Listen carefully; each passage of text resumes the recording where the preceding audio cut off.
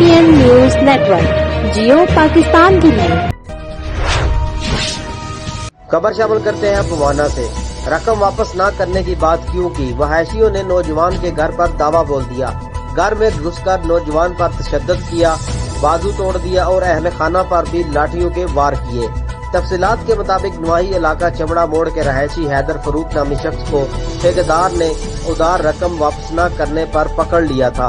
इरफान सियाल ने ठेकेदार को रकम वापसी की जमानत देकर जान छुड़वाई। मुकर्रर वक्त पर रकम वापसी का तकाजा करने पर हैदर अली ने अपने वालिद और 3 नामलूम अफराद के हमरा जमानती इरफान के घर पर दावा बोल दिया। लाठियों के वार करते हुए इरफान के बाजू तोड़ दिए और बचाने वाली बहन और वालिद को भी तशद्दुद का निशाना बना डाला। पड़ोसियों के आने पर मुल्ज़िमान मौका से फरार हो गए।